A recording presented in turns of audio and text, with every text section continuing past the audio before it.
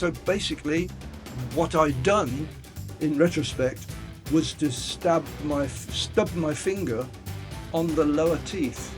If the dog as well, or the cat, attacks the snake, it goes from minding its own business to being very dangerous. Network and connect. Go the extra mile with Alan and Eric.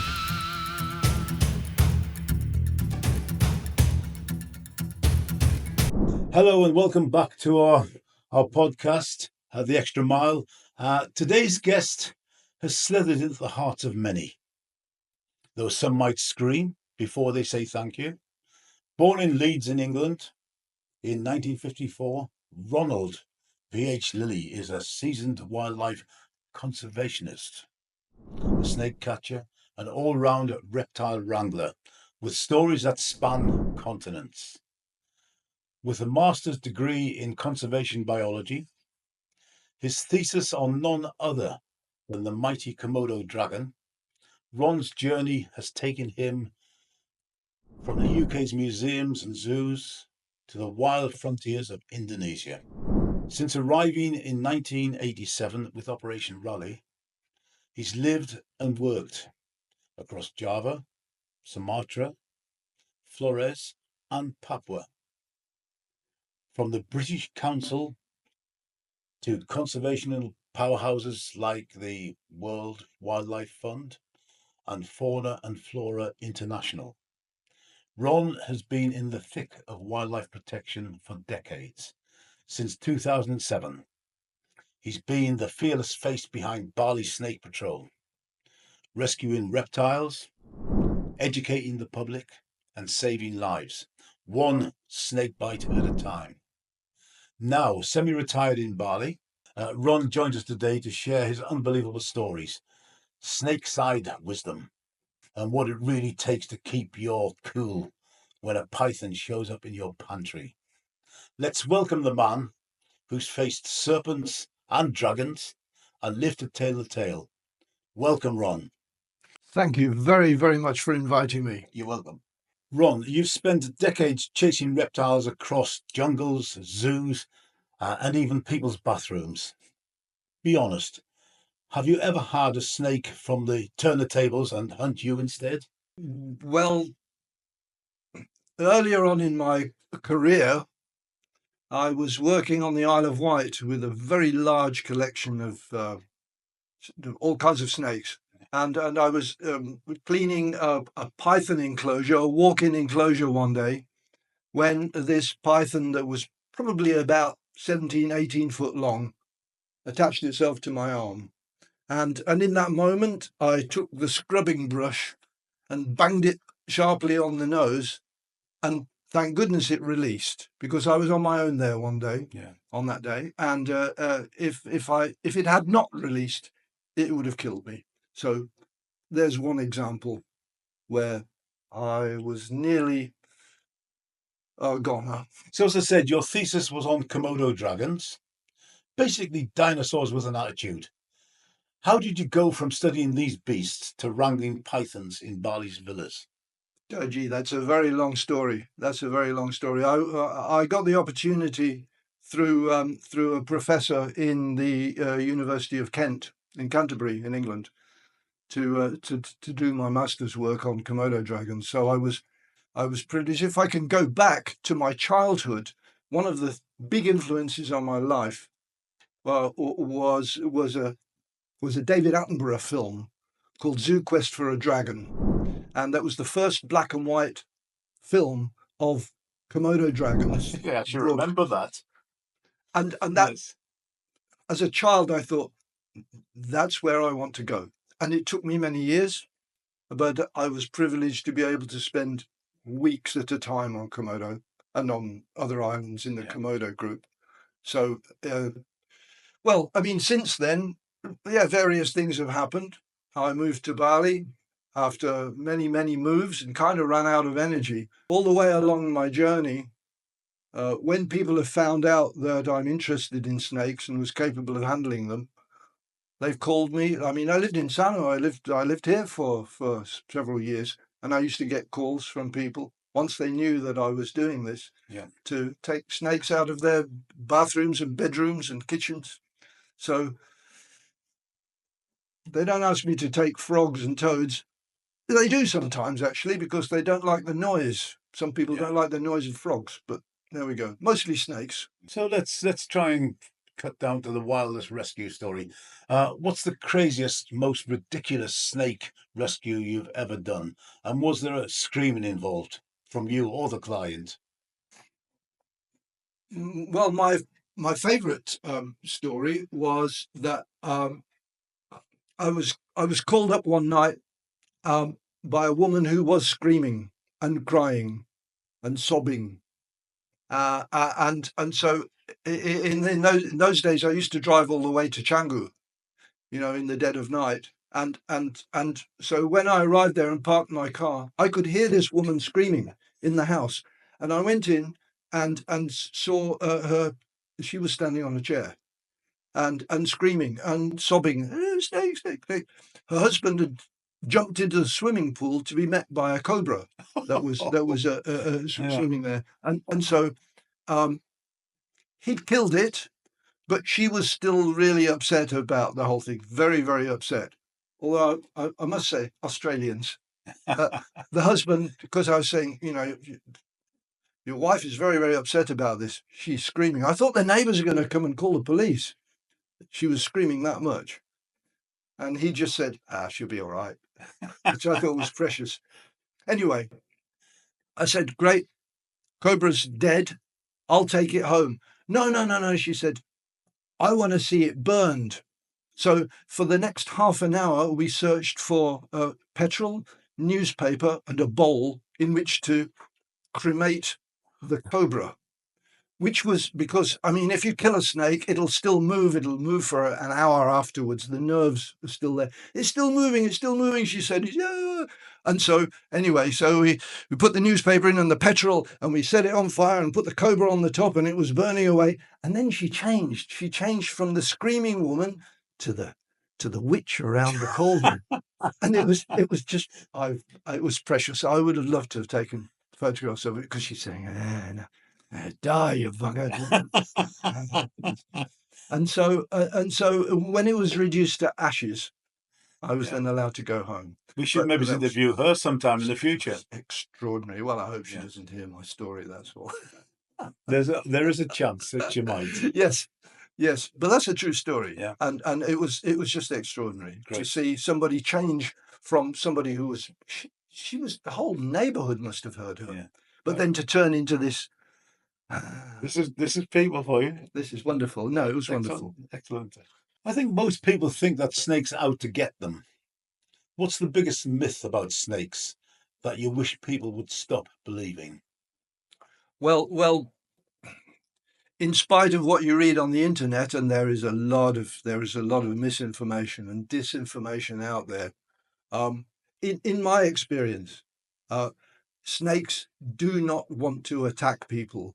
They do not want to chase people, and they want to have nothing to do with people. Actually, they don't want to have anything to do with pets either, if they are left alone. And if they're left alone and just watched, generally a snake will try and get away.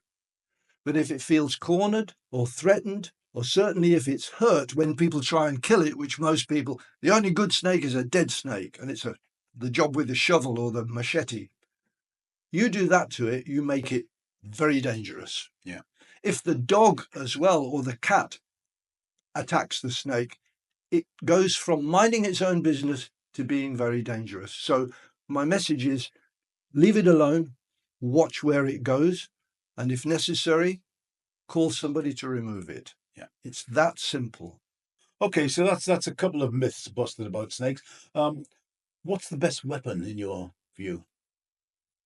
In my opinion, the best thing to carry with you, and I carry one with me all the time, is a simple flashlight. I like this one because I can put it on my head, and then my hands are free to catch snakes.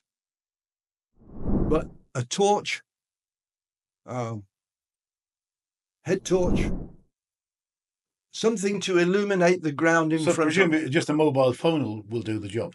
Mobile phone is not good enough. Right, A lot so- of people say, "Oh, I use a Ah. mobile phone." A mobile phone, I've tried this too. When my torch has not been charged properly, I've tried walking through the fields as I do every night Yeah. when the traffic's quiet with my dogs. And the mobile phone is not enough. It's not bright enough, and it's not focused enough. So a torch, a flashlight is also one of the best presents you can give to people here, because it's a lifesaver. Most people here are bitten because they don't use a light at night, and they walk about in the dark and they step on a snake and the snake bites them. And I suppose if you go into any dark corner in your house too. Well, again, your storeroom, your shoe cupboard, places in the house or in the garden that are not used very often, always take a light with you. It's a really, really good investment. So, Ron, you've worked in some of the wildest places on earth: Sumatra, Papua, Flores, Borneo. Have you ever had a moment where you thought, this is it, I'm snake food? Not really necessarily snake food, but I thought at one point, I was actually, after my first Indonesia expedition, I went on another expedition to Panama in Central America. And there are these big snakes called furdelans, big with long, 3 centimeter fangs. And the local farmers in a banana plantation said, because they got to know that I was looking for snakes, they said, "Oh, there's a big snake down in the banana plantation." So I went along, and it was sitting in long grass by a stream, and I used my snake hook to pin it, and reached down into the grass to grasp it safely. I brought it out, and there was blood dripping from my thumb. And the shock on the faces of all the farmers told me that, this was obviously a very, very bad situation. So again, briefly, I went back to the camp, trying to hold my thumb like this. They phoned Fort Lauderdale, which was the nearest place that they could get hold of the army base in Florida. Florida. Yeah. And the guy said, "Oh, that's a mean mother. He's going to die." So people sat around me for the next hour saying, "Are you all right? Are you all right?" Because we had no antivenom. And after an hour, I felt nothing. I felt no immediate pain, because viper bites are usually very painful and you get swelling. And so basically, what I'd done in retrospect was to stub my finger on the lower teeth, and it wasn't a fang puncture at all. Ah, right. But I didn't know that. So for that hour, people were kind of waiting for me to die. And in that moment, that was an interesting experience for me, because I was preparing for that. No use screaming about it, nothing to be done about it, no treatment available. So I sat there and just waited for symptoms to develop. And fortunately, they didn't. I can sympathise with that. So when I first met you, Ron, you described yourself as a retiree. That's, so between snake rescues, documentaries and talks, you seem busier than ever. What's next? Are you preparing to relax, or will we find you wrestling with some sort of king cobra on your 80th birthday? Well, I have no intention of stopping, because it's all I can do. I mean, I can't fix your computer or your motorbike, but I feel confident about doing what I do here. So I'll continue as long as my eyesight and my reflexes allow. Basically, it's difficult sometimes when I'm called to catch a snake where I need some help. That's one of the biggest challenges. So I'm starting to train, if you like, several other people to start doing what I do. But being retired, no. Well, I can't afford it either. So if snakes could talk, what do you think they'd say about us humans? And do you think they'd give you a 5-star review for your services? Well, again, that's an interesting question. Snakes have been around for a very, very long time, millions of years, much, much longer than human beings, and a bit like crocodiles, really. They are designed in a way that helps them survive really effectively. Biggest problem I think that they have here in Bali, for example, is that we are moving into their wildland. And they have two choices. One is to just die because there's nowhere for them to go anymore, or they'll move into what we consider to be our territory because we provide them with water, food, and places to hide. Yeah. So some snakes would probably thank us for that. I mean, given all the rats that we provide for them, for example, and also, I must say, sometimes chickens and dogs and cats and ducks and guinea pigs and rabbits. No, snakes get quite a good deal. So small children, no, some of them not yet. Not yet. Okay. Not yet. No, you need to go. I mean, just to add, the really big snakes, anything over, let's say, 18, 20 foot long, you find mainly, or the stories come out, in oil palm plantations and rubber plantations. And maybe that's because that's where the companies work. In places farther afield, we don't know how many people are actually eaten by big snakes. Yeah. But most of the ones I read about happen in oil palm and in rubber plantations. Oh, interesting. Okay then, Ron, I see you've brought a friend. Well, let me introduce you to Lucky. I call him Lucky. He's a boy. He's less than a year old, and he's lucky because the farmer who found him in his chicken coop going after the baby chicks, instead of just killing him, called me to say, did I want this snake? Would I come and catch it? And so instead of being killed, Lucky lives to fight another day and find and become part of my show and tell routine when I talk to schools. Lucky is a reticulated python. These are the longest snakes in the world, much longer than anacondas, and they live here in Indonesia. I mean, this is a Bali snake. They don't grow much above about 3, maybe 4 meters here in Bali. Is that all? Well, yeah, they're not very big, see, because people kill them generally because they become obvious. But in Kalimantan, Sumatra, parts of Java, and Sulawesi, they will grow 8, 9, 10 meters long. They are the biggest, longest snakes in the world. And so Lucky still has a long way to go. I mean, if I keep him captive, then he has a good chance of survival. Most snakes don't survive. I mean, out of a clutch of, let's say, 60 eggs that the mother will lay, if 1 or 2 survive to grow to any size, they'd be very, very lucky. So, excellent. Say hello to Lucky. Excellent. Well, the snakeskin industry thinks that these snakes are the ones that are most frequently used for the snakeskin industry. Wow, look at that. That's amazing. Well, it's a bit small for even a belt now, but give it. Just put your imagination into work. That just multiply this by 100. That's how big. And this is a good size to look at today. They're very nice when they're like this, but once they get to 3 meters long, the head is down on the ground, the rest is over your neck. Oh, look at that. The one that killed the guy in Sanur, which is the only case I know of here where somebody was killed by a snake, was because it was minding its own business by the Hyatt Hotel on the main road. He grabbed the head, he grabbed the tail, he put it over his shoulders to take it home. Then got squeezed. Yeah. Around his mouth and neck. He was dead within 3 minutes. Wow. And when I asked the people who saw this happen, the taxi drivers and the satpams there, I said, nobody try and help him?